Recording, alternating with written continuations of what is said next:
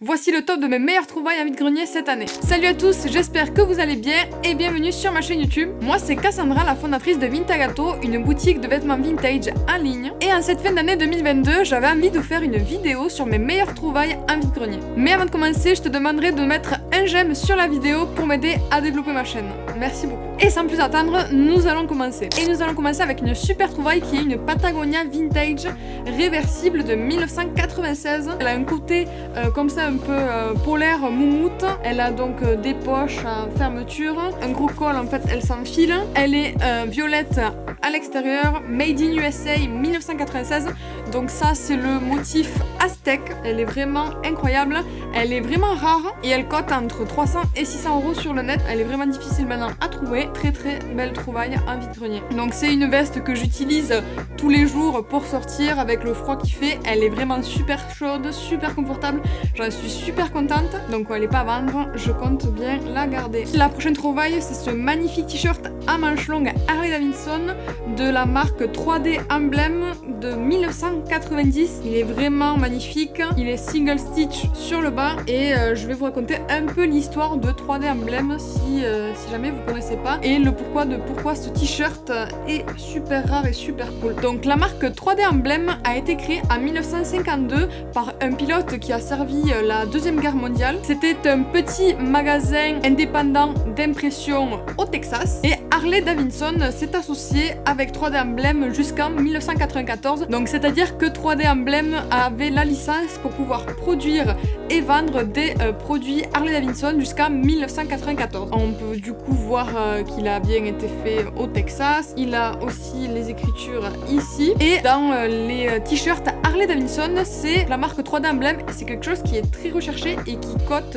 assez cher. Donc pourquoi ils sont si désirables? Leur conception est considérée comme ceux de meilleure qualité par rapport à d'autres sociétés qui avaient la licence pour produire et vendre des produits Harley Davidson. Et aussi car 3D Emblem avait employé des artistes extrêmement talentueux pour produire leurs t-shirts. On passe à ce petit débardeur Harley Davidson aussi, mais cette fois-ci licence Holoubek de 1992.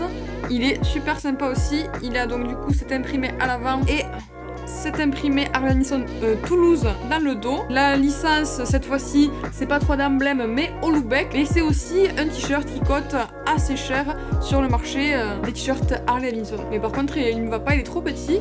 C'est plutôt un XS, donc il est à la vente aussi. Autre trouvaille qui a été incroyable, c'est un top mesh Jean-Paul Gaultier des années 90. Il est vraiment magnifique, donc je ne l'ai pas, je ne vais pas vous le montrer en direct. Je l'ai déjà vendu, mais c'était vraiment une pièce, une œuvre d'art très très jolie, de qualité. On sentait vraiment la qualité et ce sont quand même des pièces qui sont rares. Et j'ai été assez contente et surprise de voir ce genre de t-shirt en vide-grenier. Autre t-shirt que je n'ai pas, que j'ai déjà vendu, mais qui était vraiment incroyable et que j'ai trouvé en vide-grenier, c'est un t-shirt Ferrari, licence Ferrari de 1999. Il était vraiment super, il avait juste le petit logo et dans le dos il y avait beaucoup de circuits.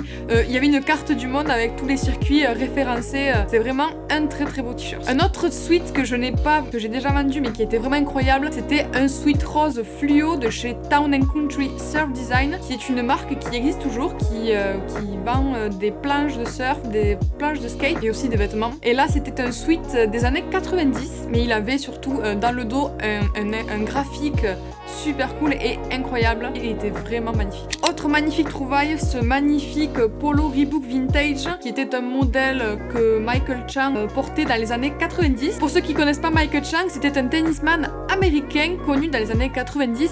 Il avait gagné Roland Garros à l'âge de 17 ans en 1989 et il a porté ce modèle à Roland Garros en 1995 ou 96.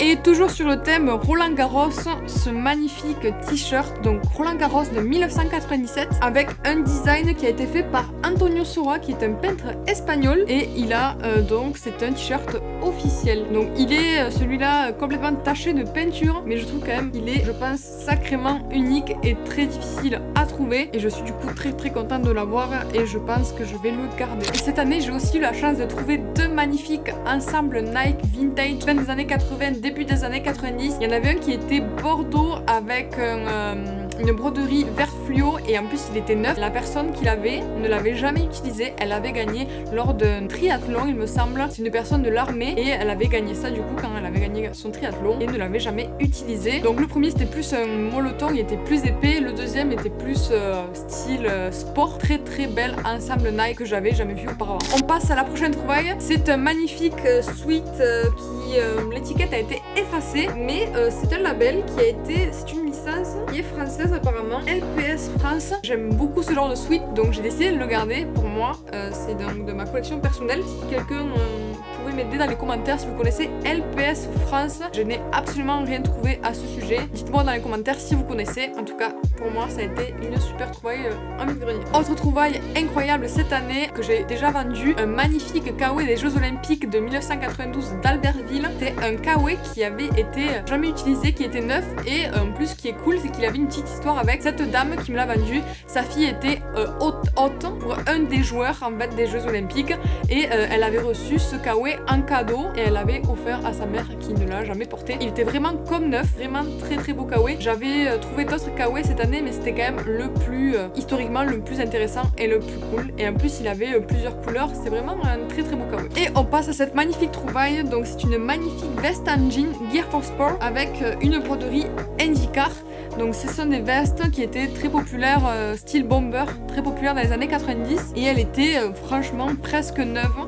Donc elle est comme ça en jean avec les manches plus en tissu et je suis très contente de l'avoir trouvée. Et on passe à ce petit short Adidas Vintage, vraiment très très sympa. Je sais pas si c'est un short de plage ou de sport, mais ça peut faire je pense les deux. Il a de très belles broderies à l'avant. C'est un véritable Adidas Vintage. Il est en très très bon état. Et une trouvaille aussi très intéressante, donc un débardeur sweat Slipknot année 2000 qui était donc du coup pour l'album Iowa, avec du coup l'album en grand avec une capuche et le Slipknot dans le dos. Vraiment très très rare. J'ai eu du mal à en avoir trouvé sur internet, donc je vais pas vous dire vraiment combien il coûte, mais ça a l'air d'être des t-shirts plutôt rares sur cet album là de Slipknot. Autre trouvaille plutôt inattendue, cette magnifique combinaison des 24 heures du Mans de 1999. Je trouve que c'est une trouvaille super intéressante. J'imagine que tout le monde connaît les 24 heures du Mans. Pour ceux qui connaissent pas, donc c'est une course d'endurance qui dure 24 heures et qui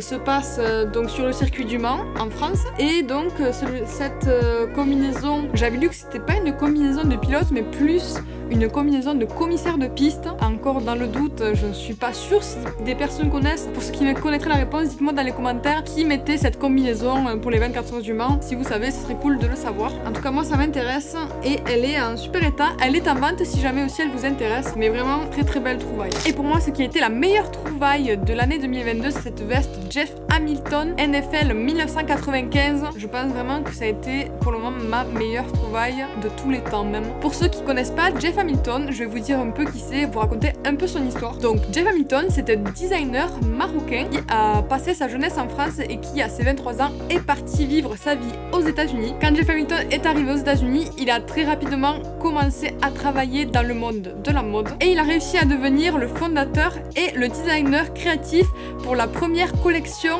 homme de chez Guess Jeans. Après avoir quitté Guess Jeans, Jeff Hamilton a commencé à concevoir des vestes en cuir.